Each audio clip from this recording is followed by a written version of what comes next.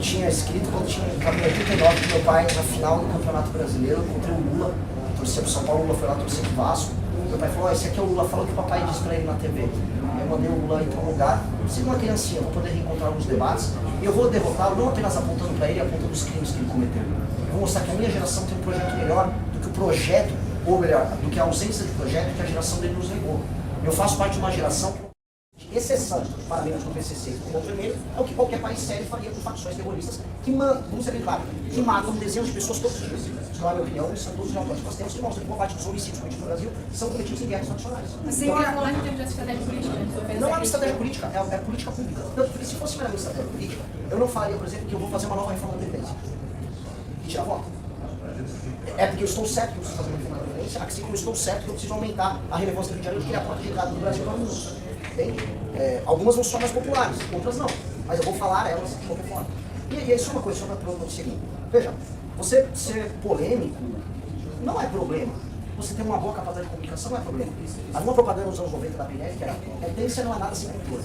Ser só potência, se ser só barulho em rede, não serve para nada se você não tiver controle. Basta ver o Pablo Marçal, que era potente em redes, mas é um completo pateta. Fora que é um estelionatário. Então, não estou aqui para isso.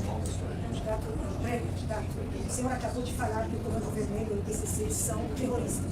Isso significa dizer que o senhor apoia a ideia de que a administração americana declare essas facções como sendo terroristas? Ou o senhor teme consequências para a soberania do país? Eu não ligo para o que o americano sobre isso, eu sou uma questão brasileira. É só que ela tem consequências. Ela não vai ter consequências porque os Estados Unidos já consideraram outras organizações da Europa como terroristas e não pode explodir invasões aéreas. Nós estamos na América Latina. E daí, eu como um latino-americano, eu como futuro presidente do Brasil, não vou permitir nenhuma invasão às nossas prerrogativas. Até porque a Europa também costuma fazer essas invasões às nossas prerrogativas. Ela pode vir do Macron lá da França, como pode vir do Trump. Basta ver a atuação com as ONGs francesas sobre o nosso petróleo na margem equatorial. Em ambos os casos eu não vou permitir. Quem vai resolver o crime organizado do Brasil serão os brasileiros. Não é nem as Forças Armadas, serão as polícias, junto ao comando do presidente da República, em atuação conjunto com os governadores. O senhor, como pré-candidato da oposição, costuma apontar falhas do governo. O senhor conseguiria apontar acertos? Ele vai acabar daqui a pouco. Só um acerto. Mas eu vou falar, vamos não, para não parecer que eu sou crítica. Eu acho que a política de tirar celulares das salas de aula dos alunos eu defendo. Sim. E gostaria de ver o governo muito mais duro na questão dos enfrentamentos às casas de aposta virtuais. Eles andavam com isso, eu esperava que durasse mais. Peguei dois biscoitos com o governo. Em relação a essa dinâmica de voto público, principalmente contra o presidente, como você vê a tua chance diante do próprio nessas? Total. Se eu for no segundo turno, vou cumprir o destino que eu tinha escrito quando tinha em 89 que meu pai, na final do Campeonato Brasileiro, contra o Lula, torcia pro São Paulo, o Lula foi lá torcer pro Vasco. Meu pai falou, esse aqui é o Lula, fala o que o papai disse pra ele na TV. Eu mandei o Lula ir pra um lugar, sendo uma criancinha, vou poder reencontrar alguns debates, e eu vou derrotá-lo não apenas apontando pra ele, apontando os crimes que ele cometeu. Eu vou mostrar que a minha geração tem um projeto melhor do que o projeto, ou melhor, do que a ausência de projeto que a geração dele nos negou. Eu faço parte de uma geração que não conseguiu comprar apartamento, que não consegue comprar um carro direito, porque a geração dele errou, e eles falharam. Eu vivo, desde que eu tenho 18 anos, quase toda a minha vida madura enquanto adulto, sobre o governo do PT. Isso fracassou. Eu não quero mais, minha geração não aguenta mais fracasso. Então eu vou provar, eu vou mostrar para ele que ele fracassou, eu vou liderar as pessoas para o enfrentamento contra ele, e vou dar um banho nele. Você vê chance, se houver mais derretimento do Flávio nesse mundo? O derretimento do Flávio é natural. O bolsonarismo do Flávio só estava se sustentando através da ideia de que ele era a única força capaz de vencer o PT. Ele já não tinha nenhuma capacidade moral de enfrentar ninguém. E mais do que isso, o Flávio Bolsonaro, em medida, já estava fugindo de ter propostas. O pai dele trazia pelo menos um ícone, um símbolo na cabeça das pessoas de que ele era um corajoso que enfrentava o sistema. O Flávio nem isso. Ele tem todos os defeitos do pai e nenhuma das qualidades. Assim. Nesse sentido, ele já era muito fraco. Hoje, até a ideia de que eles são os únicos capazes de enfrentar o PT passou. Então, agora a gente tem que conversar com o eleitor e explicar, olha, dá para derrotar o PT, dá para enfrentar os caras, e dá para fazer isso sem parecer um tolo, tratando o eleitor também como um tolo na maior parte do tempo. O eleitor de direita foi enganado por muito tempo. Muita propaganda PT para ser eleitor de direita, é muito mais para frente de quartel do que aqui 72 horas que resolve. O eleitor de direita faz parte do Brasil que trabalha e produz. Isso aqui é estatístico, eu estou com resultados. Boa parte do eleitorado do centro e sul do Brasil vota mais à direita, e esse eleitor foi tratado como um pateta. Não dá uma frente a direita é democrática no Brasil? A direita é democrática. Na verdade, não, vou dar outra provocação. Não há nada mais democrático que o fenômeno do bolsonarismo. O fenômeno de massas, surgido de baixo para cima. Altamente democrático. O bolsonarismo, inclusive, é consequência da democracia brasileira. Não, houve. Dito isso, houve, óbvio que houve. Nunca neguei. E acho que tem que haver comissão de desenvolver isso. Dito isso, entenda uma coisa. O bolsonarismo é uma das coisas mais democráticas que existe no Brasil. Se você entender democracia como um processo em que as pessoas formam suas consciências e criam grupos políticos, o bolsonarismo veio de baixo, sem grana, ouvindo uma demanda reprimida da sociedade civil, que era negada pelas elites, até porque o sistema político brasileiro pode ser tudo menos democrático. A base da democracia brasileira é compra de votos no país. E sistema fechado junto ao católico, que são os tais partidos políticos, não são partidos. O bolsonarismo só não força democrática. O problema era um problema de liderança. A liderança era frágil, não sabia o que fazer com a cradagem que foi a população brasileira falando, vá, Bolsonaro, faça algo. Ele não sabia o que fazer. Como você vê a proporção das dadas nessa época? A gente foi favorável a 2030. Houve uma desproporção, porque o processo como tudo foi um processo político. E aí, falando em direito penal político, nossa colega, o Alexandre de Moraes levou para os investigados ali, no dia 8, e o próprio Bolsonaro, o conceito de direito penal político, relativizando o direito de defesa. Eu acho que isso tem que ser feito por vermelho, precisa ser.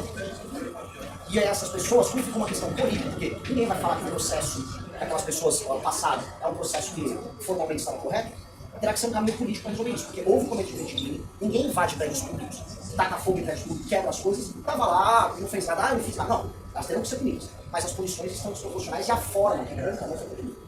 Mas medidas concretas que o senhor tem para a economia, para fazer com que então, a sua geração consiga comprar apartamento, consiga, porque esse é um fenômeno mundial, né? O empobrecimento dessa geração é um fenômeno mundial. O que você tem de concreto para fazer no Brasil para melhorar a situação financeira dessa? A minha geração aqui fazendo é pior que os outros, porque os outros se faz de pergunta até ficar no bico, né? A gente nem isso.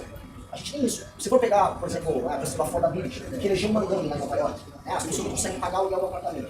Aqui as pessoas mais humildes vivem em favelas. Tem apartamento que ela reclamar que não tem, ela tem acesso. A situação aqui é desesperadora. Pois bem, dado esse diagnóstico, o que fazer? Primeiro, ajuste fiscal ligado à despesa.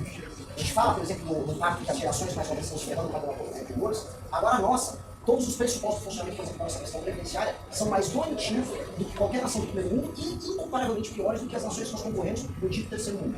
Nós temos reajustes que não fazem sentido, privilégios mais absurdos. Nós também temos uma máquina pública que gasta demais, que faz com que a gente tenha impostos altos, juros altos, serviços ruins, crescimento econômico baixo, tudo isso ao mesmo tempo. Uma reforma fiscal da despesa, os juros igual, a relação de dívida então, portanto, posso diminuir os juros, posso cortar impostos, posso ter um momento de crescimento, e aí eu faço uma outra coisa que são as reformas de competitividade, que envolvem infraestrutura, envolvem energia, que envolvem facilidade para contratar e demitir uma pessoa, assim como facilidade para você abrir e fechar uma empresa.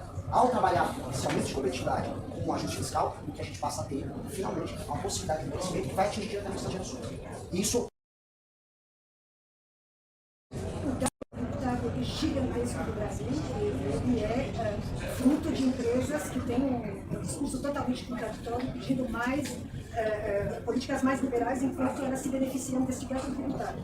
Como você pretende equacionar essa inclusive, para não parecer que eu estou só de conversa.